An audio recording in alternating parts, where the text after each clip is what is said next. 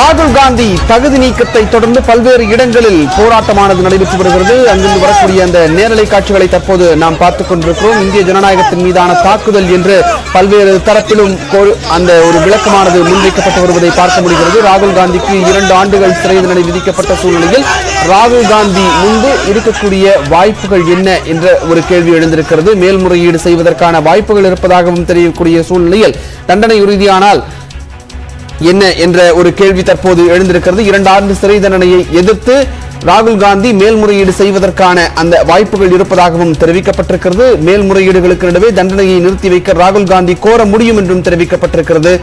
8 ஆண்டுகளில் ஒருவேளை தண்டனை உறுதியானால் ராகுல் காந்தியால் அடுத்த 8 ஆண்டுகளுக்கு தேர்தலில் போட்டியிட முடியாது. மக்கள் பிரதிநிதித்துவ சட்டத்தின்படி இந்த நடவடிக்கை எடுக்கப்பட்டிருக்கக்கூடிய இந்த சூழ்நிலையில் ராகுல் காந்தியின் தகுதி நீக்கம் செய்யப்பட்டிருக்கிறார்.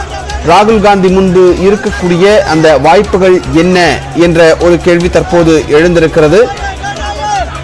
தண்டனை ரத்து செய்யப்பட்டாலும் நிறுத்தி வைக்கப்பட்டாலும் எம்பி பதவியை திரும்ப பெற முடியும் என்றும் தெரிவிக்கப்பட்டது. மக்கள் பிரதிநிதித்துவ சட்டத்தின்படி இந்த நடவடிக்கையான எடுக்கப்பட்டிருக்கக்கூடிய சூழ்நிலையில் பிரதமர் மோடி பற்றி அவதூறாக பேசிய வழக்கில் சூரத் நீதிமன்றம் 2 ஆண்டுகள் சிறை தண்டனை ராகுல் காந்தி அவர்களுக்கு விதித்திருக்கிறது. அதை தொடர்ந்து தற்போது அவருடைய எம்பி பதவியிலிருந்து ராகுல் காந்தி தகுதி நீக்கம் செய்யப்பட்டிருக்கிறார். தொடர்பான அண்மை செய்தியை பார்த்துக் கொண்டிருக்கிறோம். அந்த தகுதி நீக்கத்தை எதிர்த்தும் ராகுல் காந்திக்கு ஆதரவாகவும் தொடர்ந்து பல்வேறு இடங்களில் போராட்டமானது நடைபெற்று வருகிறது.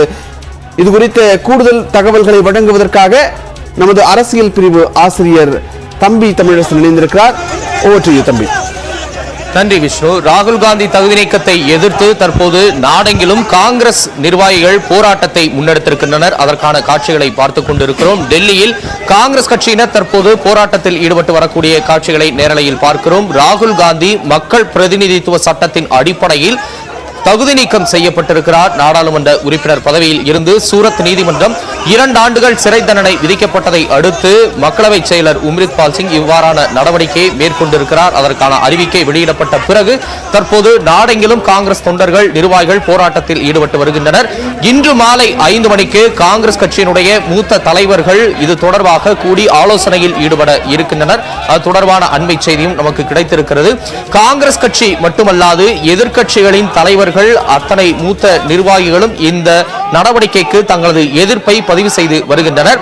எதிர்க்கட்சிகளின் குரலை நசுக்கும் நடவடிக்கை இது என்றும் இந்திய ஜனநாயகத்தின் மீதான தொடுக்கப்பட்ட தாக்குதல் என்றும் அவர்கள் தற்போது தங்களது கண்டனத்தை பதிவு செய்து வருகின்றனர். தற்போது நம்முடைய தமிழ்நாடு காங்கிரஸ் கமிட்டி தலைவர் திரு கே எஸ் அழகிரி இணைப்பில் இருக்கிறார். வணக்கம் திரு அழகிரி. ராகுல் காந்தி தகுதி நீக்கம் செய்யப்பட்டிருக்கிறார். தொடர்ந்து போராட்டத்திலும் ஈடுபட்டு வராங்க காங்கிரஸ் தொண்டர்கள். முதற்கட்டமா இந்த நடவடிக்கையை எப்படி பார்க்கிறீங்க? நான் ஏற்கனவே பலமுறை சொல்லி இருக்கிறேன், சர்வாதிகாரிகள் மாற்று கருத்தை நெசுக்குவதற்கு எந்த எல்லைக்கும் செல்வார்கள் என்று. இன்றைக்கு அந்த எல்லையை நோக்கித்தான் பாரதிய ஜனதா சென்று கொண்டிருக்கிறது. தன்னுடைய புதைகுழியை தோண்டிக் கொள்வதில் பாரதிய ஜனதா மிகுந்த ஆர்வம் காட்டுகிறது. இந்தியாவில் ஜனநாயகத்திற்கு விரோதமான செயல்களை மக்கள் ஒருபோதும் ஏற்றுக்கொள்வது கிடையாது. கர்நாடகத்தில் பேசிய ஒரு பேச்சுக்காக குஜராத்தில் வழக்கு, இதை விசாரித்துக் கொண்டிருந்த நீதிபதி மாற்றப்பட்டு ஒரு புதிய நீதிபதியை வைத்து தீர்ப்பு வாங்கப்பட்டிருக்கிறது. இதிலேயே முரண்பாடுகள் இருக்கின்றன. பல சட்ட வல்லுநர்கள் இது தேவைதானா, இது ஏற்றுக்கொள்ளக்கூடியதா என்கின்ற பேச்சு எழுந்திருக்கிறது அவர்கள் மத்தியில். எனவே ராகுல் காந்தி நாளுக்கு நாள் மக்களிடையே செல்வாக்கு பெற்று வருகிறார். அவருடைய புகழ் கூடுகிறது. அவருடைய கருத்துகளுக்கு மக்கள் கவனம் செலுத்துகிறார்கள். செல்லுகிற இடங்களெல்லாம் ஏராளமான கூட்டம் சேருகிறது. பாரதிய ஜனதா அதை பார்த்து அச்சப்படுகிறார்கள். அதன் காரணமாகத்தான் இந்த நடவடிக்கையை அவர்கள் மேற்கொள்கிறார்கள். நாடாளுமன்றத்தில் பேச வேண்டும் என்று அவர் விரும்புகிறார்.